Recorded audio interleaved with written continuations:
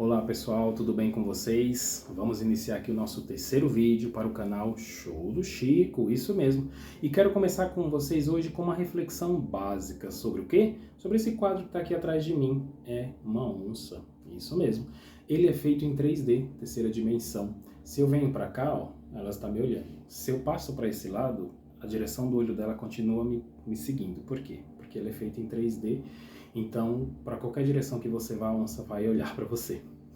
Esse quadro ele traz para mim, gente, uma coisa que eu quero repassar a vocês.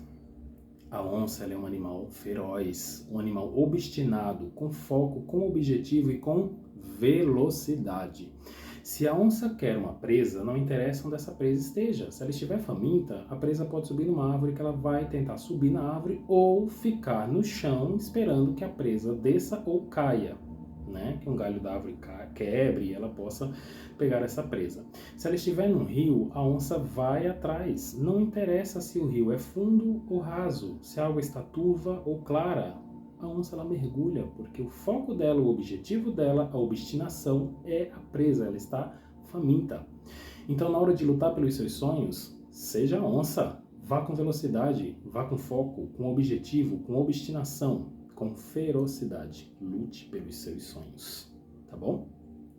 Vamos iniciar agora com a prece de Cáritas. A prece de Cáritas ela ficou mundialmente famosa e conhecida na voz do Cid Moreira, que inclusive aqui no YouTube tem alguns vídeos da prece de Cáritas, o Cid Moreira então proferindo ela pra gente, tá certo? Se vocês quiserem acompanhar, eu indico. E se puderem fazer a prece de Cáritas pelo menos uma vez por dia, é ótimo também. A prece de Cáritas era uma prece de fortalecimento espiritual, busca de amparo na dor, no desespero e na perda. Recentemente, com a perda da minha mãe por infarto, foi uma das orações que eu usei muito para me ajudar. Não é fácil, perda de ninguém, principalmente de uma mãe, mas a gente precisa se fortalecer espiritualmente, para que com isso a gente fortaleça também o espírito dela lá do outro lado, que a gente não fique clamando e chorando toda hora, para que o espírito também ele possa repousar, descansar, aprender e evoluir do outro lado, tá bom? Então vamos iniciar aqui com a prece de Cáritas. Deus nosso Pai, que sois todo poder e bondade, dai força àquele que passa pela provação, dai luz àquele que procura a verdade. Ponde no coração do homem a compaixão e a caridade. Deus, dai ao viajor a estrela guia, ao aflito a consolação e ao doente o repouso. Pai, dai ao culpado arrependimento, ao espírito a verdade, à criança o guia, ao órfão o pai. Senhor, que vossa bondade se estenda sobre tudo o que criaste. Piedade, Senhor, para aquele que não vos conhece e esperança para aquele que sofre. Que a vossa bondade permita aos Espíritos Consoladores derramarem por toda parte a paz, a esperança e a fé. Deus, um reflexo, uma centelha do vosso amor pode abrasar a terra. Deixai-nos beber na fonte da vossa bondade fecunda e infinita, e todas as lágrimas secarão, todas as dores se acalmarão. Um só pensamento, um só coração subirá até vós como um grito de reconhecimento e de amor. Como Moisés sobre a montanha, nós os esperamos de braços abertos. Ó poder, ó bondade, ó perfeição. E queremos de alguma forma merecer a vossa misericórdia. Deus, dai-nos a força de ajudar o progresso a fim de subirmos até vós. Dai-nos a caridade pura, dai-nos a fé e a razão.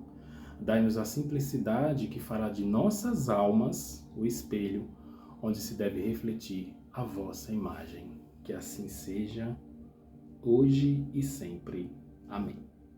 A prece de Cáritas, como eu acabei de fazer, é uma prece de fortalecimento espiritual, tá bom? Então, sempre que puder, façam sim. Oração, gente, nunca foi, não é e nunca será demais. Precisamos de proteção tanto no mundo físico, aqui na matéria, quanto no mundo espiritual. Passamos muitas vezes por batalhas espirituais que a gente não consegue ver na saída da nossa casa, durante o percurso para onde a gente for, no retorno para nossa casa. Então, tem batalhas o tempo inteiro.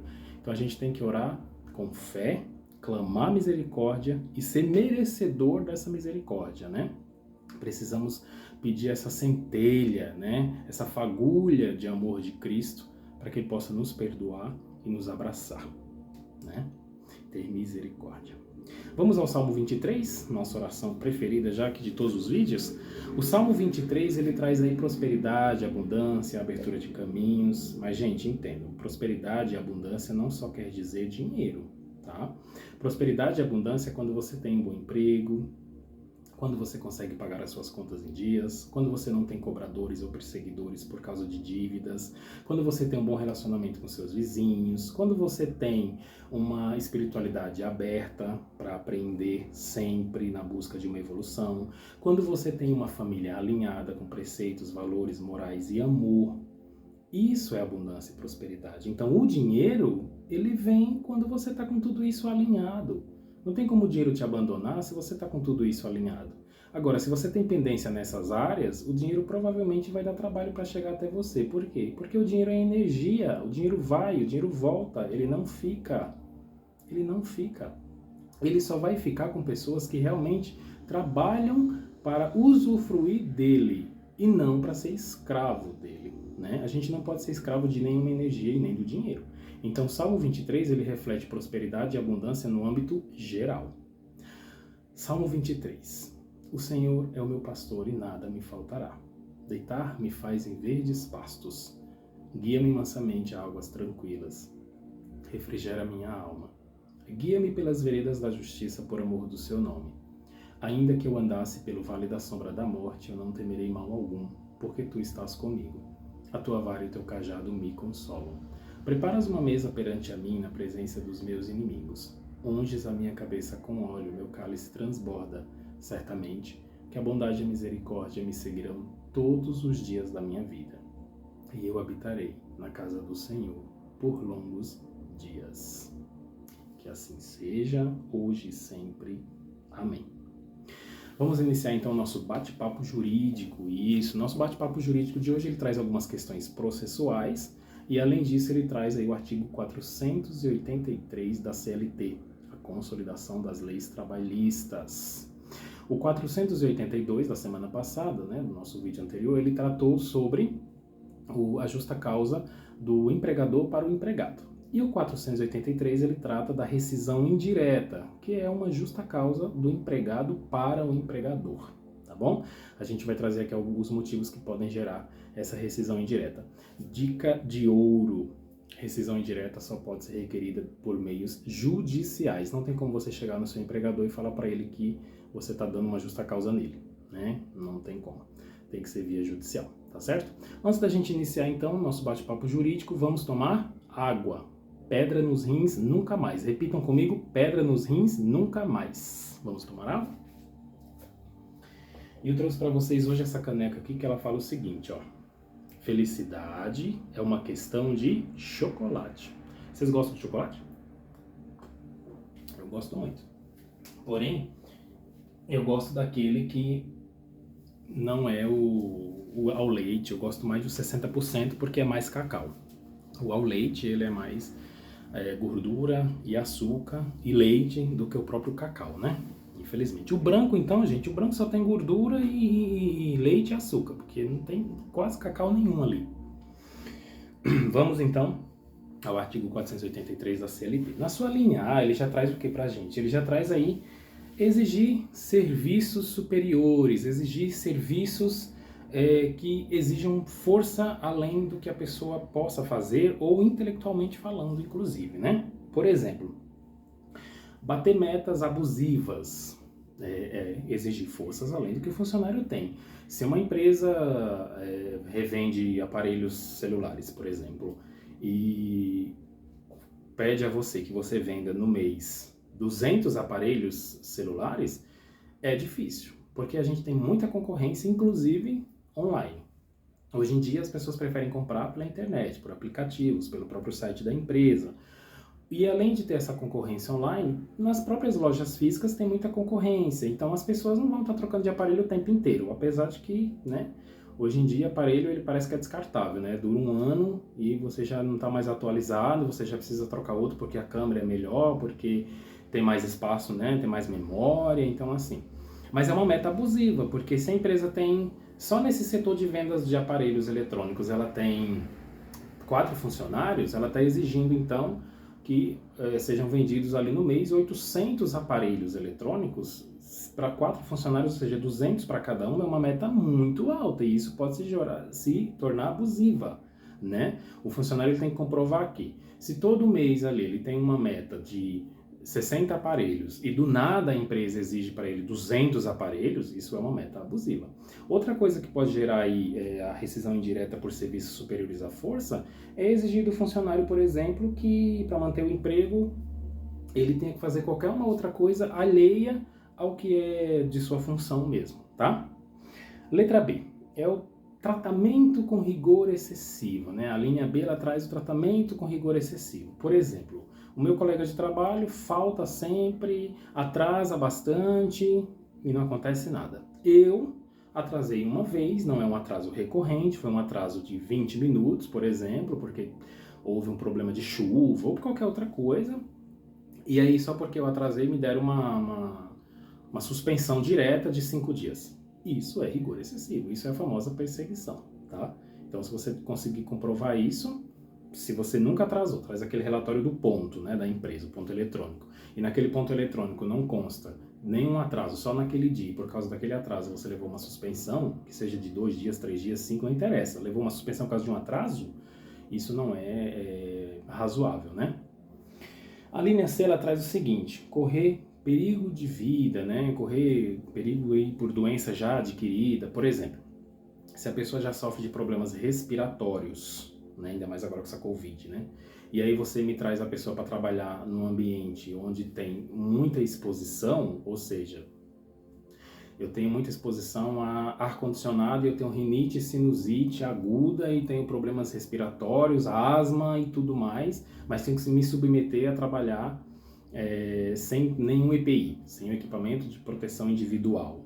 E isso pode sim, e deve inclusive gerar uma rescisão indireta, porque se você não tem proteção, você não é obrigado a trabalhar nesse ambiente insalubre. Né? Se você comprovou para a empresa, por A mais B, que você tem tais doenças adquiridas, por exemplo, a empresa mesmo assim te contratou, ela não pode te submeter a um ambiente insalubre, um ambiente que não vai conduzir, né, conduzir aí com tuas situações ocupacionais de doença, e nem te fornecer também um EPI, né, que é aquele equipamento de proteção individual. Isso pode sim gerar rescisão indireta, tá bom? Na linha D, a gente tem aí a questão de não cumprir com as obrigações contratuais. Se o empregador ele não cumpre com as obrigações dele, por exemplo, pagar salário em dia, pagar a contribuição da Previdência Social, né, o INSS, pagar o FGTS, o Fundo de Garantia por Tempo de Serviço, se ele não cumpre com essas obrigações, ele dá ensejo aí à rescisão indireta, com certeza. Gente, lembrando aqui que não é um atraso único que pode gerar essa rescisão indireta. Por exemplo, a empresa está passando por uma situação financeira ali de momentânea e que ela acabou atrasando seus salários, mas foi comunicado a todos vocês que ia atrasar os salários, mas que ia ser reposto, ia ser feito o pagamento assim que possível. É uma situação pontual, é uma situação em que a empresa também está te reportando o problema, então você tem que ter aí a razoabilidade de entender e o bom senso, né? Agora, tá atrasando o salário há 3 meses e a empresa não está nem aí, não dá um respaldo, não dá uma resposta, o RH não comunica nada internamente, não fala nada, não tem também uma comunicação externa de processo judicial de recuperação judicial ou de falência, nada disso, aí sim já pode ensejar o pedido de rescisão indireta, tá? Seja salário, seja previdência social, seja atraso no pagamento de FGTS, isso também pode. Acompanhe, gente, inclusive, baixe o aplicativo Meu INSS na Play Store ou no Apple Store, né? Dependendo do celular que você tem, do aparelho, se for iPhone ou smartphone Android. E aí você baixa o aplicativo Meu INSS e você tem acesso ao CNIS, né? Que é o extrato previdenciário de todas as suas contribuições. E na caixa você tem o aplicativo do FGTS, que mostra também todas as contribuições, do FGTS ali, tá certo? Baixem, vejam, acompanhem, porque se a empresa não está fazendo, você tem que buscar isso, tá? Na linha E, a gente traz atos lesivos à honra e à boa fama. Atos lesivos à honra e à boa fama, ele pode refletir muito, gente. Hoje em dia está diminuindo, mas lentamente, viu? Mas ainda tem muito ato lesivo aí, a questão da homossexualidade, a questão do racismo, a questão de ser nordestino. Isso é ato lesivo. Então, por exemplo, se seu empregador, qualquer superior hierárquico, ele olhar para você e chamar você de burro porque você é nordestino, isso é um ato lesivo à honra e à boa fama. Inclusive, isso pode refletir aí na tua família e até em saúde, né? Em doença ocupacional, porque você pode gerar uma depressão, uma ansiedade. Cada pessoa vai refletir de um jeito. Nenhum organismo é igual. A Covid veio para provar isso, hein? Tem pessoas que pegam o vírus, não acontece nada. Tem pessoas que morrem, tem pessoas que ficam dias na UTI, né? Então, nenhum organismo é igual, assim como nenhuma mente é igual. Às vezes, falar para uma pessoa que ela é feia não vai ofender ela em nada, ela não vai nem se preocupar. Já falar para uma outra, isso pode causar transtornos mentais gravíssimos. Então, tem que ter muito cuidado com isso. Então, a questão de ser nordestina, a questão do racismo, a questão da homossexualidade, isso pode sim, dependendo dos comentários maldosos, gerar aí uma rescisão indireta, tá bom? A linha F, a gente traz o quê? Ofender fisicamente, salvo legítima defesa. Gente, esse ofender fisicamente, se o empregador ou qualquer superior hierárquico ao trabalhador, ao funcionário, ao empregado, se ele ofende fisicamente, ou seja, se ele bate nesse funcionário, agride, e isso pode ser até fora das dependências da empresa, tá? Foram para um bar, todo mundo estava num bar, num restaurante, e era uma confraternização lá da empresa de fim de ano, e por algum motivo o chefe se exaltou, ou qualquer uma outra pessoa superior ao empregado, e acabou batendo, acabou ofendendo a ele ou alguém da família dele. Isso pode gerar, sim, uma rescisão indireta, tá? Na linha G, a gente traz a redução de trabalho e de salário. Olha, a medida provisória que foi feita devido aos danos aí da Covid, né, ela permitiu a redução de trabalho e de salário, mas aí é uma questão pontual, né, é uma questão de calamidade pública. Então foi permitido pelo próprio presidente, foi sancionado, feito por ele, o decreto sancionado por ele, e entrou em vigor imediatamente, para que fosse suprido aí essas questões salariais. Ele deu o apoio do salário, né, para que as empresas não demitissem. Então o governo pagava 70%, a empresa pagava 30%, então isso é uma questão pontual. Quando ele reduz o teu trabalho para poder reduzir o seu salário sem um acordo coletivo com o sindicato, ou sem ter uma norma legal, por exemplo, a medida provisória que foi feita devido à Covid, isso não é justo e isso pode gerar uma rescisão indireta, tá certo? Porque você está acostumado com o salário. Quando tem essa redução abrupta, essa redução rápida, né, de uma forma que você não esperava, isso pode gerar rescisão indireta, tá certo? E nessa linha G a gente traz os parágrafos, né? Primeiro, parágrafo segundo e parágrafo terceiro. No parágrafo primeiro, a gente traz desempenhar função legal incompatível com o seu trabalho. Por exemplo, como é que você pode pedir uma rescisão indireta se você está desempenhando uma função legal e não compete ali, é incompatível com o seu trabalho? Serviço militar. Os homens podem ser chamados para prestar serviço militar e logo vai ser incompatível ele trabalhar na empresa e prestar serviço militar. Então ele pode pedir sim uma rescisão indireta ou suspender o contrato de trabalho. Geralmente essa prestação de serviço militar ela dura aí entre 1 ano e 2 anos, né? Então ele pode pedir essa suspensão contratual ou já pedir a rescisão indireta.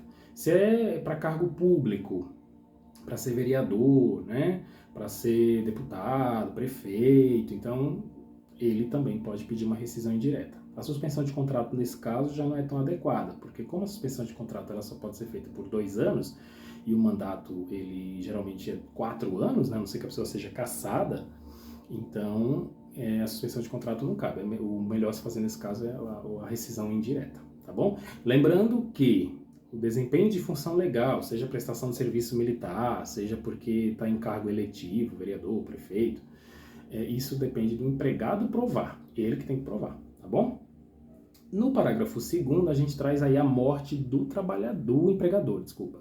A morte do empregador, ela muito se associa ao MEI, microempreendedor individual, ou pessoa física de uma certa forma, aí, no geral. Porque quando é empresa, na verdade são sócios, são N pessoas que coordenam essa empresa, então morrer alguém desse grupo não vai te afetar. Você trabalha para uma grande instituição, por exemplo, eu trabalhei para o Bradesco, que é um banco SA, Sociedade Anônima. Então são vários empregadores, vários sócios. Então um deles morrer não vai afetar em nada ali na constituição da empresa. Agora, se é um MEI, microempreendedor individual ou pessoa física no âmbito geral e morreu, é rescisão indireta, porque você vai trabalhar para quem, né? E o parágrafo 3º e último, para encerrar aí o artigo 483, ele trata aí, se ocorrer a rescisão indireta, se comprovada judicialmente e for finalizada, trânsito em julgado ali da rescisão indireta, pelas alíneas D ou G, a linha D trata das questões salariais, quando não paga em dia salário, FGTS, INSS, está tudo atrasado, enfim. E a linha G, a redução do salário, sem um motivo justo, que seja por medida legal ou que seja por convenção coletiva com o sindicato, além, né, o parágrafo 3º diz que além disso, além de ele ser condenado a pagar todas as suas verbas rescisórias, você ainda pode pedir indenização por danos morais, tá certo? Mais do que é justo, porque você já teve o prejuízo de não ter o teu salário pago em dia, não ter o teu FGTS recolhido corretamente, o teu INSS está atrasado, isso pode refletir na tua aposentadoria futuramente. E aí você ainda tem uma redução salarial, sem uma convenção coletiva ou sem uma norma legal, tá certo, tem que pedir dano moral mesmo, porque isso te ofendeu, isso te constrangeu, isso te humilhou, isso reduziu as suas forças financeiras, né, totalmente ou quase totalmente, né? Vamos então para algumas dicas de hoje sobre processos no geral, meios de prova nesses processos, o que eu posso utilizar como prova e o que eu não posso utilizar como prova. Eu trouxe aqui alguns aspectos, por exemplo, uma coisa que é muito questionada. Francisco, a gente pode utilizar print de tela de WhatsApp no processo? É o seguinte, você pode usar desde que a pessoa reconheça esses prints, reconheça que aquelas mensagens foram enviadas por ela. Se ela não reconhecer essa prova, ela é inválida, tá? Então tem que ter esse reconhecimento. E aí a prova é válida não porque é print, mas sim porque a pessoa reconheceu que aquelas mensagens foi ela que realmente enviou, tá certo? Então print de tela de WhatsApp ou de qualquer outro aplicativo de conversa pode ser utilizado como prova? Pode, se a pessoa que mandou as mensagens para você, ela reconhecer que ela realmente mandou aquelas mensagens, que aquele print realmente é de uma conversa que ela teve com você. Se não, infelizmente não é válido, tá? Uma outra questão aqui é a gravação de áudio, a gravação de vídeo. Eu posso utilizar a gravação de áudio, eu posso utilizar a gravação de vídeo no processo? E aí, espantem-se, tem pessoas que acham que não, mas pode sim. Desde que você apareça no vídeo, você apareça no áudio, né? Se você é audível, se a sua voz está ali presente na conversa que você está gravando, você pode gravar. Se o vídeo aparece você também na situação ali, se você não está usando aquele vídeo apenas para tentar se promover ou forçar a uma confissão, né? Eu estou gravando aqui porque eu sei que em algum momento essa pessoa vai falar alguma coisa indevida, ou eu vou provocar ela até ela falar alguma coisa indevida. Então isso não. A gravação ela tem que ter uma gravação idônea, uma gravação onde ocorreu ali uma conversa, se for áudio, e nessa conversa a pessoa acabou falando provas que vão comprometê-la. Ou no vídeo, se a pessoa também foi gravada falando alguma coisa ali, ou fazendo algum ato que comprove por si só que ela cometeu um ato ilícito, né? Porque se você grava um vídeo forçando essa pessoa a falar, isso também não é válido. O empregador, por exemplo, fulano, reconheça que você chegou atrasado, faltou, porque senão eu vou te demitir por justa causa agora mesmo. Se ele grava um negócio desse, ele já está se comprometendo, porque o vídeo é inválido, né? Ele está forçando, ele está coagindo, ele está ameaçando, né? Uma outra questão é a ligação, a validade da ligação telefônica. Hoje em dia a gente quase nem usa, né, uma ligação telefônica. Hoje em dia a gente usa mais a ligação pelo próprio WhatsApp, né, pelo próprio aplicativo do WhatsApp, ou a gente usa as mensagens de texto, né, do aplicativo de mensagem. Não é SMS não, tá, gente? O famoso torpedão lá de trás, torpedo. Nossa, olha quanto tempo. O pessoal nem usa mais essa frase, eu acho, essa palavra, porque hoje em dia tá tudo mudando, né? Vingança hoje, reviravolta, por exemplo. A palavra reviravolta hoje chama-se plot twist. É uma coisa bem interessante, né? Porque as pessoas estão mudando tudo, né? E aí você começa a falar e as pessoas, nossa, mas eu não tô entendendo o que você tá falando. Mas no meu tempo as pessoas entendiam, né? E a gravação telefônica, gente, ela deve ser o último meio de prova. Por exemplo, eu juntei vários documentos, e-mails, vídeos, e nada disso ainda foi suficiente para o juiz se convencer de que tem algum problema aí. O que você vai fazer? Você vai pedir a quebra de sigilo telefônico.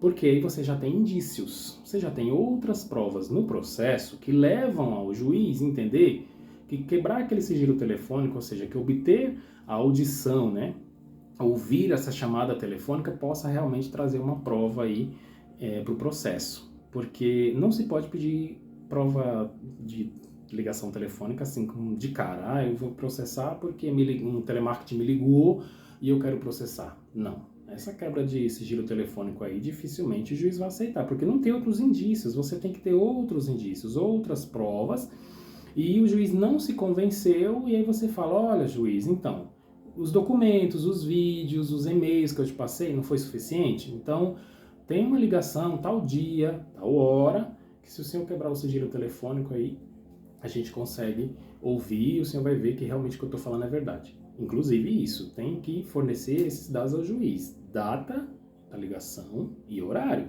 Ah, eu acho que foi no domingo, 5 horas da tarde. E não vai ficar procurando. Você tem que dar certeza do horário e da data dessa ligação para que facilite aí o trabalho do Poder Judiciário.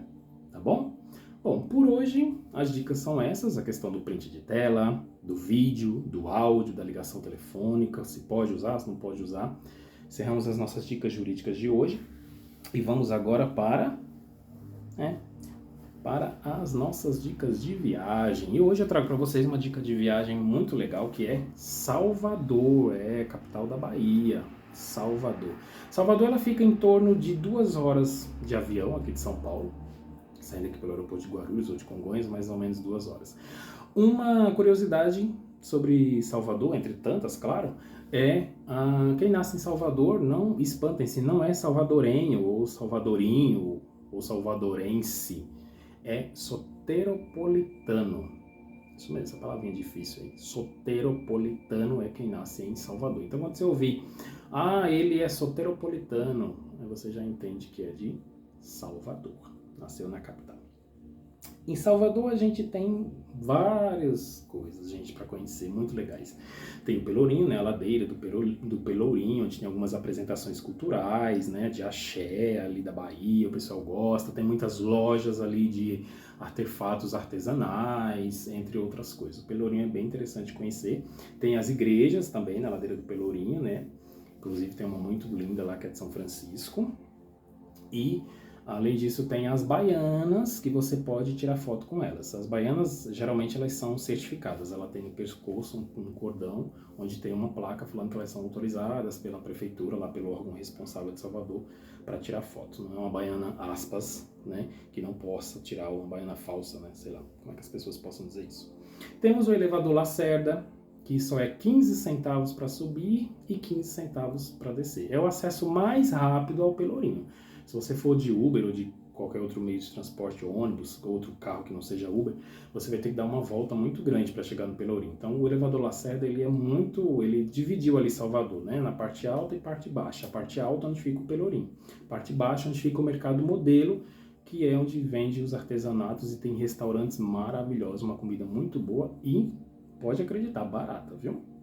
Para 2 pessoas aí você vai pagar num prato, vai comer bem, com bebida, com uns 10% ali, você vai pagar em média aí uns R$100. Então eu considero um preço muito bom, porque você está numa capital, está passeando, está turismo, né? Então é isso. Elevador Lacerda, ele sobe e desce, preço de 15 centavos para subir, 15 centavos para descer. Só tem uma frustraçãozinha básica com o elevador Lacerda, tá, gente? Ele não é panorâmico, ele é um elevador fechado, um elevador de prédio comum.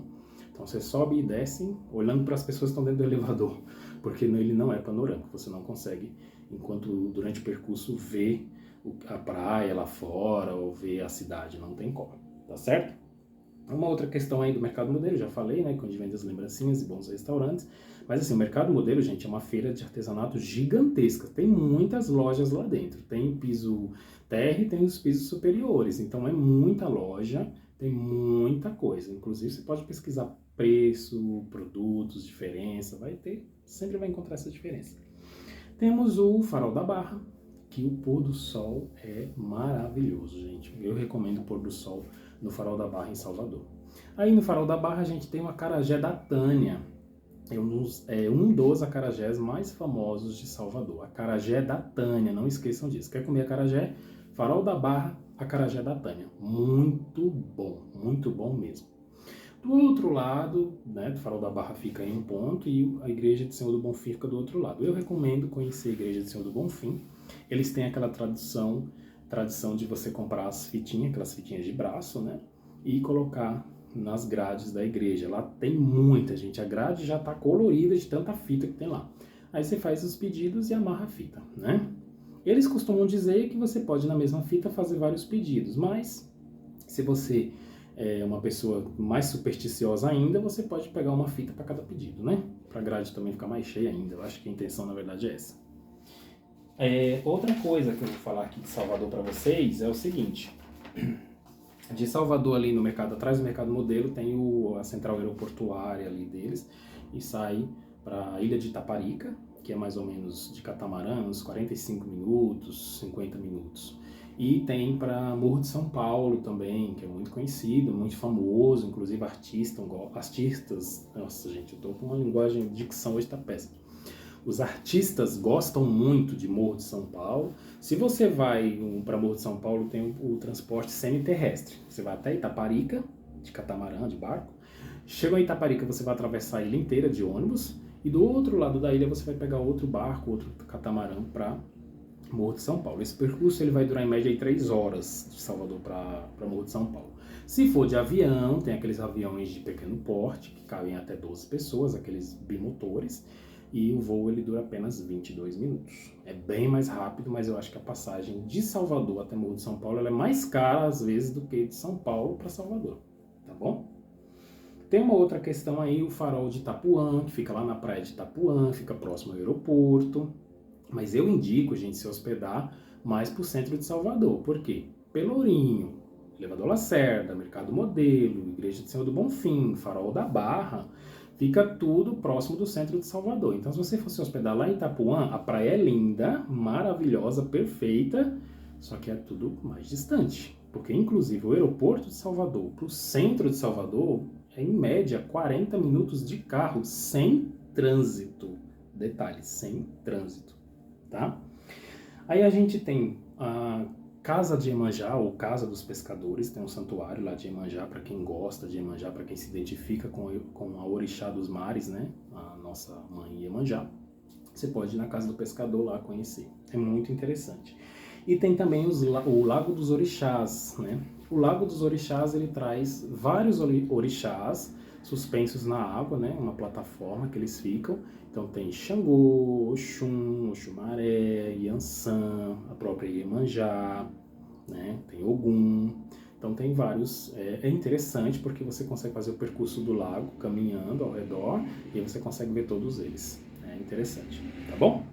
Então nossa dica de viagem de hoje é Salvador, capital da Bahia.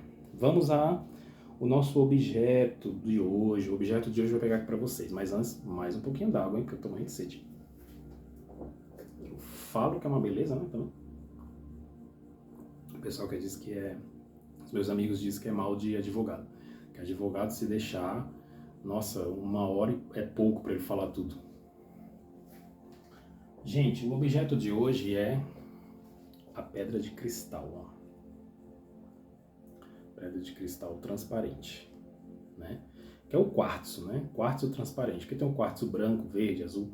Esse é o quartzo transparente, que a gente conhece como pedra de cristal. A pedra de cristal, você pode segurar assim na mão, ó, fechar. E ela vai te trazer calmaria. Ela é a que a gente fala entre as pedras, ela é a mestre curandeira. Ela é a mestre das pedras, porque quando você tá ruim, quando você tá com a cabeça cheia de problemas, você segura um pouquinho aqui a pedra de cristal e você começa a sentir uma vibração melhor no teu corpo. Ela é uma pedra que traz equilíbrio. Então, eu recomendo que vocês adquiram uma pedra de cristal, para que você possa sempre aí suprir um pouco as suas energias positivas, né? Dar um ânimo. A pedra de cristal, ela é uma pedra de limpeza espiritual. Então ela traz para você uma sensação de conforto, uma sensação de melhora progressiva, né, gente? Claro, uma melhora progressiva. Não é que você vai segurar a pedra e já estou ótimo, já deu tudo certo na minha vida, estou realizado, salve a pedra. Não.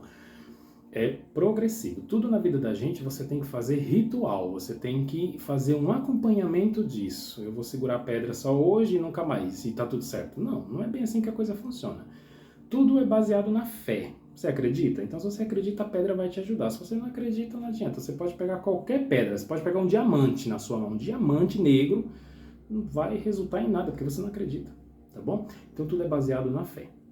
Mas se puderem, adquiram sim uma pedra de cristal. Uma dica de ouro que eu recebi e gostei muito. Quando você utilizar ela por 5 minutos ou mais, faça o seguinte, coloque ao sol. Exponha ela em algum lugar da sua parte que tenha sol. Na minha cozinha, na janela da minha cozinha pega um pouco de sol. Coloca a pedra lá um pouquinho, para que ela possa se recuperar também. Porque às vezes ela pegou tanta coisa densa de você, e essa conexão com o sol ajuda a limpar a pedra. Tá bom? Muito importante isso. Hoje eu trouxe ainda mais uma carta de tarô. Ó, carta de tarô de hoje, o Mago. Vocês conseguem ver? Aqui, ó. Eu acho que aqui fica melhor. O Mago, isso mesmo. O Mago é a carta número 1, olha aqui em cima. Número 1 do tarô. É o arcano maior de número 1. Curiosidade sobre o tarô. O tarô, gente, ele tem 78 cartas. Dessas cartas, 22 são arcanos maiores e 56 são arcanos menores, né? Por arcanos maiores, a gente entende como uma conexão maior do tarô com você. Ele quer demonstrar ali em apenas 22 cartas. Tem tarólogos, inclusive, que só usam os arcanos maiores para fazer leitura, tá? Então, os arcanos maiores, ele traz uma conexão mais rápida, vamos dizer assim, uma explicação mais rápida. Ele não fica dando rodeio, né? Ele já traz o que ele quer trazer, já te explica, já te mostra como funciona. Por exemplo, a questão do mago. O mago, por ser a carta número 1, ele traz aqui nessa mesa dele, ó, todos os 4 elementos. Ele traz as copas, ele traz os paus, as espadas e ele traz o ouro, né? Ele traz o fogo, o ar, ele traz a terra e ele traz a água, que são os 4 elementos. Então, o mago, por que o nome dele é mago? Por que ele é a primeira carta? Porque ele é o início. Ele tem na mão dele o poder para fazer tudo, qualquer transformação. Ele consegue transformar tudo. Ele consegue fazer igual Jesus Cristo ali, a água em vinho.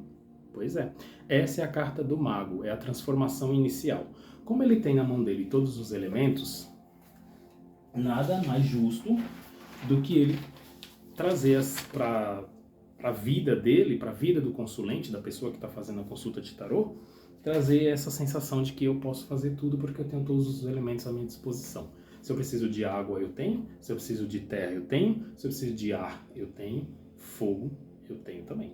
Então o mago, ele traz todos os elementos na sua composição. Por isso que ele é o início, eu posso fazer, eu consigo fazer, tudo está ao meu favor, porque eu tenho na minha mesa de trabalho todas as ferramentas e os elementos para produzir, criar, co-criar e trazer a matéria, porque a gente vive na terceira dimensão, matéria, terra, terceira dimensão. Então temos quarta, quinta dimensão. Tudo que está na quinta dimensão vem para você, por exemplo, através de sonhos, você traz para a quarta dimensão, que transforma esses sonhos em pensamentos, raciocínio, e fabrica ele numa terceira dimensão, que é a Terra. Então, que é o planeta Terra, matéria, nós vivemos na terceira dimensão, né? Tudo aqui existe. Isso, eu posso tocar na parede, eu posso tocar no objeto, eu posso me tocar, tem a roupa, tem um relógio, eu posso pegar no relógio. Então, isso é a terceira dimensão. Então, o mago, ele traz da quinta dimensão, ele consegue materializar na terceira. Esse é o poder do mágico, do mago, porque mago e mágico está ali muito próximo, muito parecido. E vamos hoje aqui agora ao nosso bate-papo espiritual, rapidamente, porque o vídeo hoje eu acho que vai passar dos 40 minutos tranquilamente, porque o bate-papo espiritual vamos começar agora, e as pessoas me perguntam o seguinte: Francisco, você acredita que Deus existe? Gente, Deus não existe. Deus, ele é isso, ele é. A natureza é Deus, a água é Deus, o ar que você respira é Deus. tudo é Deus. Deus é criação, Deus é verbo, é sopro de vida. Então não tem como você dizer que Deus existe. Porque existir requer tempo, espaço, requer início e requer fim. Deus não tem início, Deus não tem fim. Deus é tudo. Deus é. Ele não existe, ele é. Existe o Francisco. Eu estou aqui encarnado, Francisco. Quando eu desencarnar, o meu espírito vai para onde Deus permitir, né? Estou tentando que seja para um bom lugar, espero, pelo amor de Deus. Mas assim, ele vai para algum lugar. Minha matéria, o Francisco, essa capa, essa vestimenta que eu tenho, ela vai desaparecer. Porque ela existiu em algum determinado momento na Terra. Eu nasci lá em 92, então a partir de 92, o Francisco existiu até o dia que o Francisco vier a falecer. O espírito do Francisco vai para onde Deus permitir, porque o espírito também ele é, né? Ele foi criado para existir, não, ele foi criado para ser. Ele recebeu o verbo, o sopro da vida para ser. Então, a matéria, ela existe, porque ela ocupou um tempo e um espaço, ela teve um início e um fim. Deus não tem início nem fim, Deus não ocupa espaço, Deus não ocupa tempo. Deus é o tempo, Deus é o espaço. Você entende a diferença entre existir e ser? Quando Deus criou Adão, ele criou Adão, mas ele diz na Bíblia o quê? Eu sou. Ele não fala que Deus existiu, ele fala que Deus é. Então, eu sou. E ele criou Adão, e de Adão ele criou Eva, e por aí veio toda a questão da multiplicação da humanidade. Como quem lê Bíblia e quem acompanha também toda a questão científica, né, da teoria do Big Bang, também da explosão, dos gases, tudo aquilo, a gente vê essa parte da criação, do Gênesis, né? Mas Deus, entenda uma coisa, gente, para mim não é questão de Deus existir ou não, Deus é. Eu aceito Deus como Ele é. Ele é Deus, Ele não existe Deus. Ah, existe Deus? Não, Ele é Deus. É isso, o verbo é ser e não existir, tá bom? Uma outra questão é que me perguntaram uma vez, numa determinada igreja, não vou citar nomes aqui porque não tem nem essa intenção. Me perguntaram o seguinte: você quer aceitar Jesus? Gente, eu acho assim, se você quer convidar alguém para sua igreja, convida. Fala assim: venha na minha igreja, venha conhecer o meu culto, a minha forma de orar, a forma como eu vejo as coisas, a minha opinião, o meu conceito, a minha ajuda. Sim, ajuda, as pessoas se ajudam. Agora, apelar, porque isso para mim é uma apelação. Você chegar em alguém e falar: você aceita Jesus Cristo como seu único salvador? Gente, eu fiz a pergunta para a pessoa de volta, olhei para ela bem no olho dela e falei assim: quem sou eu? Aí ela falou: como assim? Eu falei: sim, quem sou eu? Ela falou: você é Francisco. Eu falei: ótimo. Quem é Jesus? Ele falou: Jesus é filho de Deus, é o criador mestre, é o dono de tudo. Eu falei: ótimo. Se eu não aceito Jesus, ele continua sendo Jesus, certo? A pessoa sim. Se eu não aceitar Jesus, ele vai continuar. E se eu aceitar, ele vai continuar do mesmo jeito, certo? Então logo, isso afeta quem? A mim. Então a pergunta que você está fazendo, ela não tem nem condições de existir, ela não tem argumento válido, ela não tem fundamentação, ela não tem base. Ela não tem base e fundamentação nenhuma. Porque Jesus não precisa da minha existência. Eu quem preciso da existência de Jesus. E Jesus é quem precisa me aceitar com todos os meus erros, defeitos, falhas. Eu sou humano. Ele é uma divindade. Ele não precisa de mim para existir. Ele não depende da minha aceitação. É eu quem dependo da aceitação dele. Prova é que ele me permitiu vir à Terra, ter mais uma existência. Ele me prova o seu amor todos os dias. Ele me prova a sua misericórdia todos os dias. Então, pelo amor de Deus, parem com isso. Isso é manipulação espiritual. Por isso que você precisa, gente, de ter liberdade espiritual. Você precisa de ter maturidade espiritual. Conheça todas as religiões, leia, busque informação, aprenda. Mas não caia nessas armadilhas emocionais, essa manipulação mesquinha que muitas vezes usam. Ah, você aceita Jesus como seu salvador? Gente, Jesus foi quem me aceitou com toda a minha imperfeição. O fato de eu aceitar ou não aceitar Jesus, isso não tem nem cabimento, porque não depende de mim. Ele não depende de mim, sou eu quem dependo dele, tá bom? Pelo menos eu respondi isso e nunca mais acho que quiseram me questionar nada sobre esse assunto, porque assim, se você vem pra mim e não tem argumento, não tem embasamento, não adianta. Você não vai me convencer com seu nível de idiotice, me desculpe. E vamos agora falar sobre uma outra questão, que é a justiça divina. Me perguntaram assim, Francisco, o que é para você justiça divina? Olha, a justiça divina, é importante frisar muito bem isso, que ela não faz curva. Ela não faz curva. Quando você pede justiça por alguma coisa, quando você acha que alguém está te devendo e você pede justiça, lembre-se que se você também tem problemas com essa mesma justiça divina, isso vai te acarretar em punição também, em aprendizados. Eu não costumo nem dizer que Deus pune ninguém, porque Ele não pune mesmo. Nós temos livre-arbítrio, então tudo que a gente faz tem consequência. Então, na verdade, não é punição, é consequência daquilo que você fez. Então, quando você pede, olha, fulano foi injusto comigo. Tá, e você fez o que para fulano?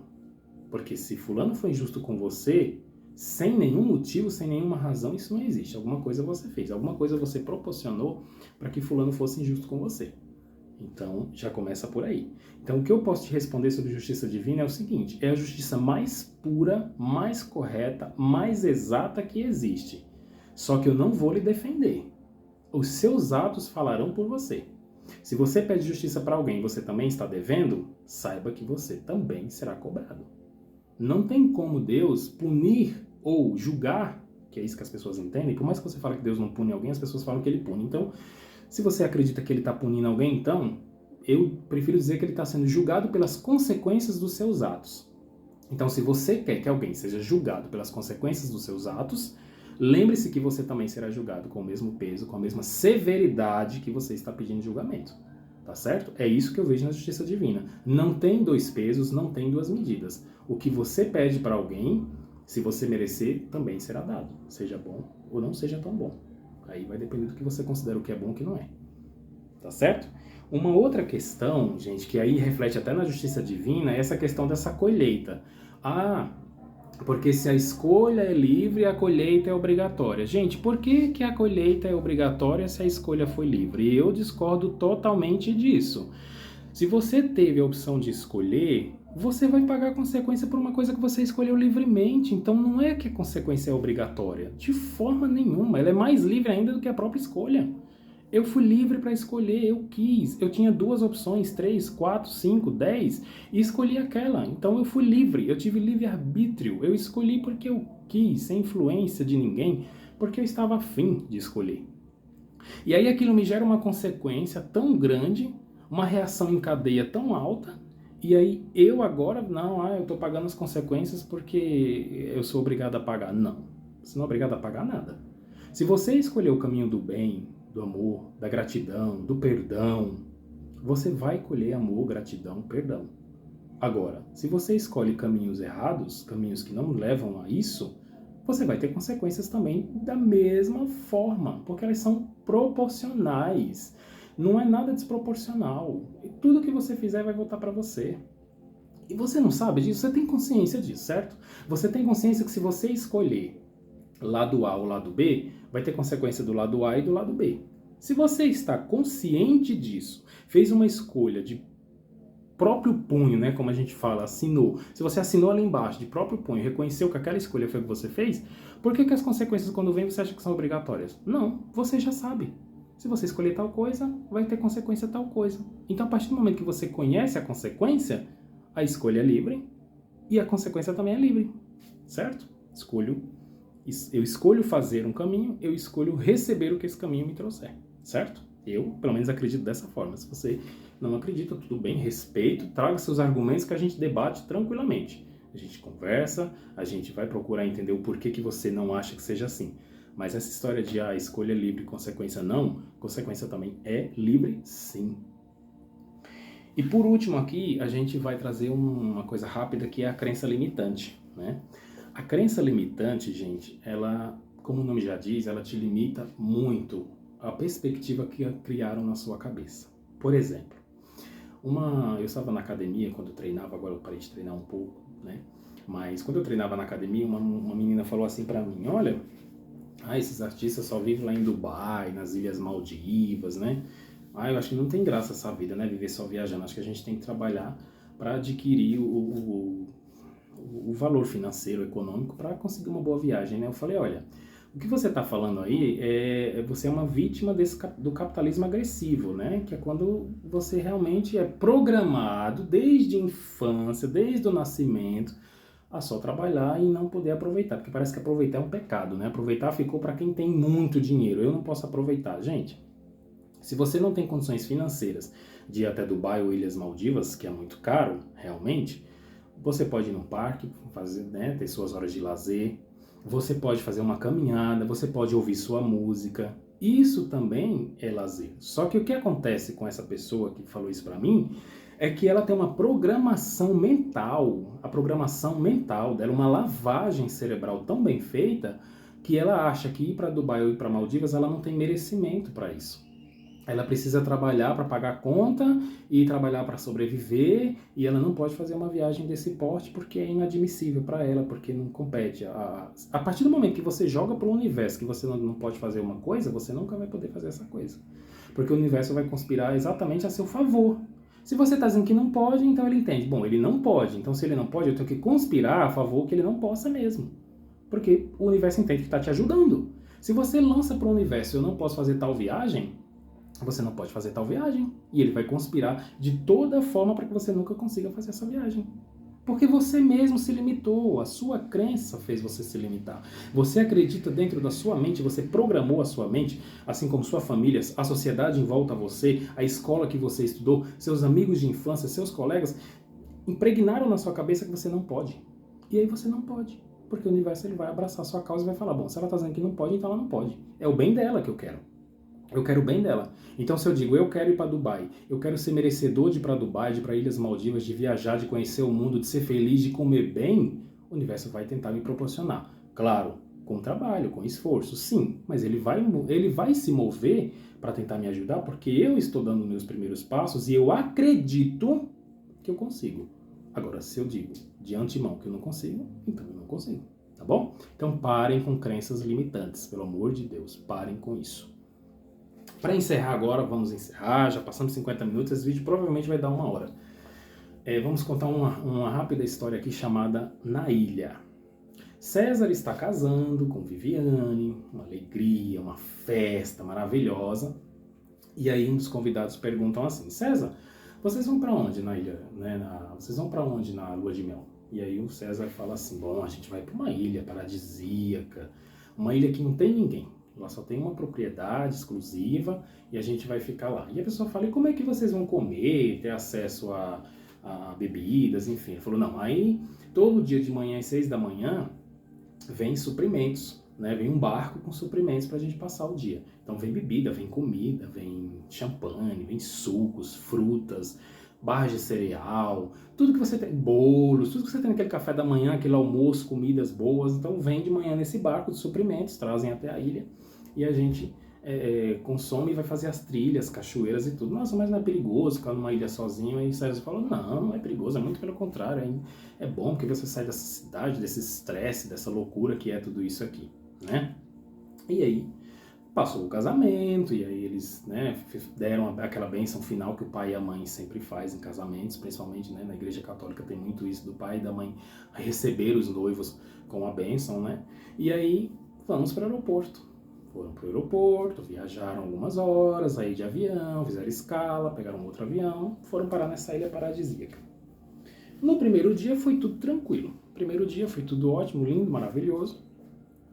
Só que no segundo dia, eles ouviram alguns passos, né? Ouviram algumas pessoas em volta do hotel, da hospedagem onde eles estavam, da cabana. Só que era uma cabana muito chique, não era qualquer cabana, não. E aí eles saíram e foram procurar o que estava acontecendo, porque o rapaz que entregava os mantimentos de barco já tinha vindo, entregue os mantimentos e já tinha voltado. Então não tinha como ser o rapaz que entrega os mantimentos. Eles então foram caminhando. E aí acharam uma trilha que não tinha no mapa. Eles tinham um mapa na mão, que a empresa que captou essa viagem para eles, né, que vendeu essa viagem para eles, entregou um mapa das redondezas da ilha. E nesse mapa que eles deram não tinha essa trilha. Então eles falaram, nossa, uma trilha, vamos tentar vamos tentar aqui entrar e ver o que acontece. A Viviane, né, medrosa, mulher, geralmente tem mais medo nesse ponto. Não me desculpem as mulheres, me perdoem, mas não é medo às vezes, é cautela mesmo, é precaução, né? Se não tá no mapa tem alguma coisa errada aí, né? Aí a mulher, a Viviane, falou, não, eu não tô receosa, não quero ir, eu acho que tem alguma coisa errada, acho que tem alguma coisa estranha nisso. E o César, não, vamos, vai ser legal, uma aventura, olha, quando a gente voltar para casa, a gente vai falar que a gente foi numa trilha que não tinha no mapa, a gente pode até falar isso pro pessoal da empresa que nos vendeu a viagem, porque aí outras pessoas vão se interessar. O homem tenta convencer, né? O homem tem aquele palavreado de homem, que eu gosto daquela conversinha mole, convenceu a Viviane. Vamos, embarcaram na trilha, bora na trilha. Daqui a pouco começam a achar pedaços de ossos. Uns ossos aqui, aí a Viviane falou, esses ossos será que é de animais? Mas tá tão parecido com ossos humanos, né? Assim, né? Então, olha essa cabeça. E aí eles viram uma cabeça, né? Um crânio, um osso humano, um crânio humano. E aí o desespero, né? Porque tinha alguma coisa errada. Quando levantaram a cabeça para olhar, tinha uma placa falando bem grande assim, não ultrapasse. Em letras menores, né? Aquelas letrinhas miúdas que geralmente tem em contratos, aquelas letrinhas menores, elas estavam falando assim, que não ultrapassasse, porque naquela área tinha uma tribo que era carnívora. Pois é, o pessoal que gosta de comer carne, inclusive humana, né? Porque animal já não devia ter na ilha, né, gente? E aí o desespero foi grande. Só que no momento que eles vão tentar voltar, eles caem dentro de um poço, porque ali perto da placa é uma armadilha. Então, até você terminar de ler as letrinhas miúdas, já deu tempo de você acionar o gatilho da armadilha e eles afundaram, caíram dentro de um poço. E dentro do poço era osso de tudo quanto era jeito, cabeça de vários crânios, né, vários ossos de pessoas ali, e eles começaram a se apavorar. E o desespero começou a bater, porque por ser fundo, não tinha perspectiva nenhuma de chegar ao topo do poço. E aí começaram a circular 3 pessoas, né, que eram os índios daquela tribo. E esses 3 índios, eles começavam a circular como se eles estivessem ali fazendo meio que um ritual e agradecendo pela comida que estava sendo ofertada, né? Porque afinal eram 2 pessoas adultas, né? Então, comida tinha. Só eram 3 índios, então ia poder se fartar aí durante bons dias. Até vir um outro casal que comprasse esse pacote de viagem e fosse para essa ilha, eles tinham carne ali por um bom tempo. Aí eles içaram uma corda, recolheram primeiro deram uma pedrada na cabeça dos 2 para que eles ficassem desacordados. Aí içaram uma corda, subiram eles.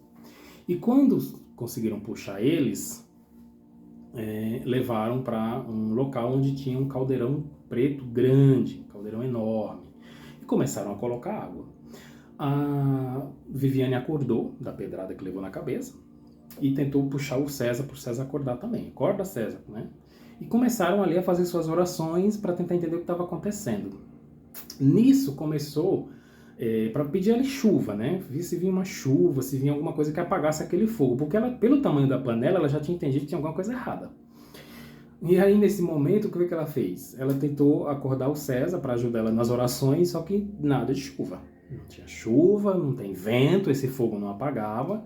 E aí chegou uma hora que eles pegaram, né, os 3 índios pegaram a Viviane, pegaram o César para colocar dentro da água fervendo. A água estava borbulhando e o desespero batia, o choro, o grito, o pedido de socorro. Só que eles não entendiam nada, porque por serem índios selvagens, a linguagem deles não tinha como eles entenderem. E eles pediam socorro, gritavam, a Viviane se debatia, se jogava contra o César, contra os índios, e nada de nada acontecia. E o César também não tinha reação nenhuma, porque na mente dele a culpa era maior do que tudo aquilo, porque foi ele que induziu a Viviane a ir para a trilha, né? Era uma trilha que inclusive não tinha nenhum mapa, ou seja, isso não tinha no mapa porque a empresa que vendeu o pacote não queria que ninguém descobrisse isso, não queria que ninguém soubesse disso.